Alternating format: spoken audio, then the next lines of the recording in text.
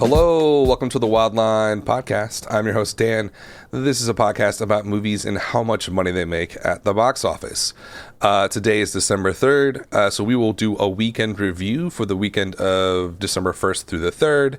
And in addition to sort of walking through the top 10, I'm going to highlight a little bit more the limited releases for a couple of reasons, sort of the art house movies.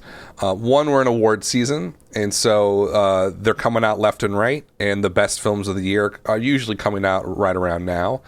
And two, it's pretty quiet at the top of the heap, on the top of the mountain. There was no real wide releases this weekend, brand new ones, and there aren't going to be any next week either. And so this is sort of like, I talked about this when Force Awakens came out, but Star Wars is obviously coming out in a couple of weeks, almost less than a couple of weeks. It's about 11 days or something like that. And so obviously it's going to be one of the biggest movies of the year. It'll probably break $200 million easy opening weekend. And for that reason, I feel like the studios have just given up trying to compete with it. And so the first 2 weeks of December here are essentially empty. So anything that opened up over Thanksgiving has a pretty wide open runway until you hit Star Wars, of course, right? So it gives those films that opened last week, or even the week or a couple weeks before, some breathing room until the air gets sucked out of the room by Star Wars. So that gives us an opportunity to sort of do a deeper dive on other movies that are opening on sort of the art house circuit, and talk about, is there Oscar potential? How much money they're going to make? And it's a whole different side of the business that I honestly find just as fascinating as the big movies. So we'll spend some time on that a little bit later in the show. But first, let's get to the top 10 for this weekend. Coming at number 1 was, of course, Coco from Disney Pixar, $26.1 million for the weekend. A pretty high 48, almost 49% drop. It's still playing in about 4,000 theaters. Per theater average was $6,550. Total take so far for Coco is 108. So if you asked me about this film last week, I would have been home run, like huge win, kind of a surprising win. Is it going to do better or worse than a Moana would be a big sort of comp for it, or comparable. Now with that drop, the other drops this week were on kind of the normal, maybe even the lower side. Coco was a little bit higher than it should have been, I feel like. Animated films like this, especially when they're high quality, tend to drop in the 30%. Normal film's going to be high 40s, low 50s. Its second weekend. Usually animation doesn't drop this much. So that suggests to me that Coco might be a little bit front-loaded. I don't think it's going to continue to drop at like 50%, but it seems pretty high for its second weekend. I would want those drops to be down, if I'm Disney, of course, want them to be in the 20 or the 30s. 20s is kind of like out there, almost like a Frozen type situation. Really abnormally high, or low, I should say. But I would want Coco to be in the 30% until the new year. And that's, I don't know. I don't know if this second weekend is just a fluke, or everything was just maybe the Thanksgiving weekend brought out a lot of people to see this specific movie. I'm not really sure. I mean, it is a family holiday and it is a family movie. So that's possible that it was just maybe overrepresented on Thanksgiving weekend. But we'll see. We'll see how it plays out. Based on word of mouth, it has an A+ cinema score, which is like, I think, 1 of 3 this year. So you would expect the multiplier to be well over 3x. I would even point towards more of a 4x situation, because it is an animated family film. They tend to have much better and longer legs. But we'll see. That drop just does seem a little bit high to me. I mean, 97% on Rotten Tomatoes from critics. Let's look at the audience score. 96 audience score. Yeah, if I had that data, if you had me guess like mid last week what its drop would be with that data, I would say like maybe 40% tops. I would probably say 35 to 40%. So not sure what's going on there. There could be a situation where The percentage of Latinos who went to go see Coco really outmatched the percentage of the population, so it was overrepresented with the Latino crowd. I wonder if that might have caused some front loading too with this, but we'll see how it plays out. I think it's good enough where it's just going to stick around for a long time. Another issue too that sort of came into my head is that it's not technically a holiday film, right? It is about a holiday, but that holiday was back at the end of October in Mexico, right? So it's kind of a weird, we're almost, we're a good month from when that holiday was, a little bit more, not much more though. So I wonder if like that is sort of maybe depresses the numbers through the new year. I'm not sure. I win for this. I don't know. It's hard to even judge. You don't know the production budgets. Pixar usually doesn't release those. It did open at 50. Obviously, it's going to hit the 150 mark. I would want it to easily hit 200. That shouldn't, that's almost a 4x multiplier. I think that's totally doable. I think that's sort of the line for this. If it somehow ends up below 200, not great, but not a failure. Kind of a decent performance. If it goes over 200, that's in the sort of the big win territory for Coco. Well, that was number one. In number two, the infamous Justice League. 16.5, almost 16.6 million, another 60% drop. I think it dropped 60% last week. That's a terrible drop. Like, there's no way I can spin anything with this film anymore. It's just a flaming car wreck right now. And it just seems to get worse and worse every week. It's in its third weekend. Total take so far is 197. That's what it was expected to make opening weekend when they first signed on the dotted line for this movie. It was definitely expected to do Avengers level $200 million opening weekend, and now it's just struggling to get there on its third weekend. Obviously, I did a whole show about this a few days ago. So, if you have not listened to that, please do. I find the Justice League failure to be super, super fascinating. And so I spent a lot of time talking about it. So if you're kind of nerdy about that sort of side of things, and it's not even about like the comic book sort of the comic book stuff, it's more about the business side of things and why films fail. And, what happened specifically with Justice League? Was it a good product? No. Was it conceived well? Not really. Was it the marketing? So I walked through all that in that special. So do check that out. It's on SoundCloud and YouTube and wherever you can find my podcast. It's out there. Where does Justice League go from here? I have no fucking clue, to be honest with you. It's just like maybe it gets to 230, 240. That's what the number have been that people have been sort of floating around recently. That's awful. That's not even. That's beyond a disaster, and that's into just abject, like, awfulness territory. Like, it's just, someone's got to get fired over there. Like, I don't know who, but, one of the things I talk about in that special is sort of like, Justice League isn't just a film or even an individual product. It's a business unto itself, right? Just that one film probably cost well over $800 million alone to release total worldwide. Right, so that's a big business, and it just basically failed to bring in the revenue.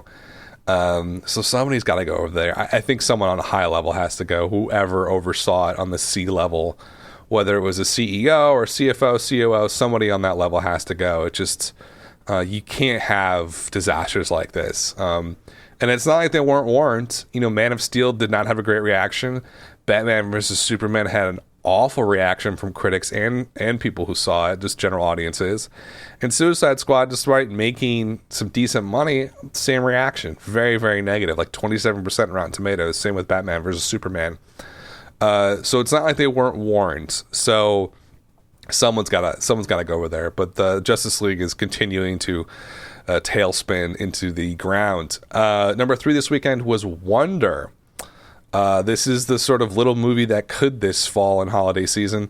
12.5 million. It also had an A+ cinema score like Coco. I think Wonder, Coco, and Hidden Figures, I think, are the only 3 this year that got an A+ from cinema score.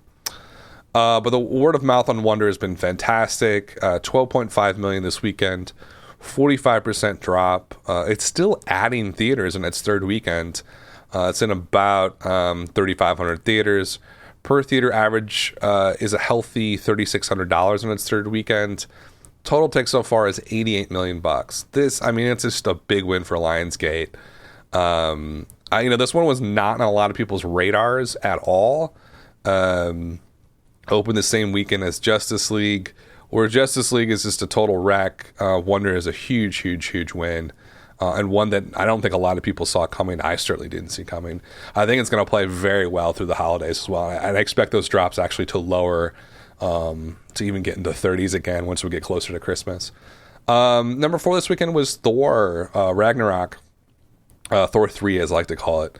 9.6 million, 43% drop, which is good. It's starting to lose some theaters. It's down into about 3,200 theaters. Per theater average in its fifth weekend is $3,100 per theater. Nothing really bad about any of these performances. It is starting to lose some theaters there. Its drop is really healthy. A 43% drop in its fifth weekend is great.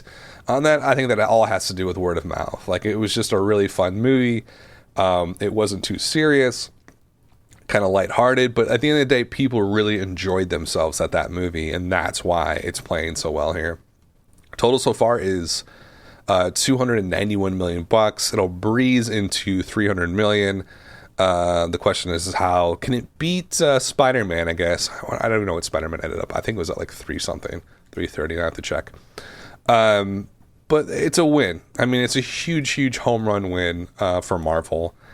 And you just compare that to Justice League right now. It's just like you could not have a better example of how these two cinematic universes are just on different pages right now. Marvel is breezing through, printing money, making really enjoyable films. Are they like artistically amazing? I don't think so. But that doesn't matter when you're talking about popcorn movies. It's just they're doing the job what the product should do, and that's entertain people and make them happy. And Marvel is doing that. Warner Brothers is not. Warner Brothers. Well, I guess I shouldn't say that. I think Warner Brothers with Justice League may have made the fans of DCEU happy, but they didn't make a product that was attractive enough to bring in a lot of the general audience. And I think that was the main issue with Justice League. I think the fans of DCU aren't that pissed off, or maybe like they went to go see it and like the audience score I think is in the 80s on Rotten Tomatoes. So it's not like they're up in arms about it necessarily, but like no one in the general audience went to go see that movie. And I think that's the difference between Marvel and DCEU right now. It's just that a lot of people who are not into necessarily the Thor series probably went to go see Thor because it looked like a really fun movie. I think that was the opposite for Justice League. So Thor's doing really well. Number 5 was Daddy's Home 2, which I actually saw, and it was not nearly as bad as the critics led me to believe it was going to be. Was it a good film? No. The last 20-30 minutes is just like super messy and poorly written and just thrown together. Can I give a spoiler for Daddy's Home 2? The acting in it is actually good. I thought Mel Gibson was good. I thought John Lithgow was great. Will Ferrell and Mark Wahlberg do their thing. I think critics just sort of were, I don't know. Critics get weird with comedies. I don't know why. It's funny. Critics tend to give the comic book movie genre a pass most of the time. I have a lot of problems with a lot of comic book movies and what they're trying to achieve artistically necessarily, and a lot of critics seem to give them a pass. I maybe give comedy movies a pass because it's about laughing. It's about having a good time. I sort of don't view them so critically as the normal film critic would. And I saw something, I see something like Daddy's Home 2, and it's like, it's not awful. I thought it was better than Bad Moms 2, to be honest with you.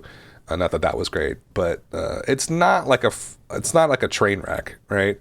And I think it will connect with general audiences all the way through the holidays. And maybe it was a smart move to release it that early. I don't know. I probably would have pushed it into this weekend. This weekend and next weekend are wide open. Like, why not just, put it in now? I think it would pop off more that weekend. And, like I always say about opening weekends, it is everything. Sort of everything is a reaction to the opening weekend, right? If you open at 30, good luck to get to 100, right? If you open at 40, though, it's a whole different ballgame, right? It's that big of a difference opening weekend. And so I would have pushed into December, but that's just me. So how did it do? $7.5 million this weekend, a great 43% drop for a film like this. 3,400 theaters still. Per theater average was about $2,200. Total take so far is $82 million. Production budget was pretty high, and there's no way it's gonna do what the original did. And you have to wonder why. Like, they spent a lot more money on this one. The original opened at 38, closed at 150. It opened on Christmas Day. Remember that, Christmas Day 2015. I feel like that, maybe they should have done that again. I think they pushed it out way too early this year. It was open on November 10th, so it's almost been like a month that it's been out. So it's sitting at Daddy's Home 2 is sitting at $82 million right now. There's no way it's going to get to 150. It feels like it's going to come pretty below that. The issue is this. It's that, like, the release windows now and the way people see movies has continued to compress, right? So it's like almost like time moves faster now, or it feels like a lot more happens on a weekly basis than it did 10, 20 years ago. Maybe that's just my age or whatever. If you're a political junkie, you'll know exactly what I'm talking about. It feels like 1,000 headline stories come out every day now. But in terms of like relating that back to how movies are viewed and consumed, think about it in this sense. If Daddy's Home opened this weekend or next weekend, it would still feel pretty fresh by the time we got to Christmas and New Year's. But now by the time we get to New Year's, it's already been out almost 2 months, and it just doesn't seem as relevant or fresh anymore. And that's it's almost like the shelf life of a new wide release seems to be getting shorter and shorter. I feel like by the time you get to a month, it starts to feel pretty stale. And so I think they just made a mistake they thought that they could open it up in early November, get that Thanksgiving bump, and sort of ride that into the sunset of Christmas and New Year's. I just don't think that's going to happen very well to them. I think it's still going to be in theaters, right? But it's not going to make enough or a ton of money during Christmas or New Year's like the first one did. And now it's running headlong. Before, it was the first one opened 2 weeks after Force Awakens came out, so it did sort of have some counter programming legs to it. Now it is, and it felt very fresh, like 2 weeks after Force Awakens. Now it's hitting its sort of sell by stale date right when The Last Jedi comes out. I think it's going to be like a knockout punch to this movie and Bad Moms Christmas. If I'm a theater owner, do I want to keep this movie around if it's only going to get me $2,000 per theater over the week? I don't know. It just seems like a bad move. And there's also no foreign audience for this film really at all. This one will be break even at best, might even be a loss for Paramount on that one. Let's keep going. Number 6 this weekend was Murder on the Orient Express. I don't think I've said Murder on the Orient Express right once this entire, the 30 times that I've talked about it. 6.7 million, about a 49% drop. Added a few theaters this weekend. It's in 3,200. Per theater average is $2,093. Total take so far is actually above Daddy's Home 2, open on the same weekend, with about a $14 million less production budget of $55 million. Murder on the Orient Express is at almost $85 million in its fourth weekend.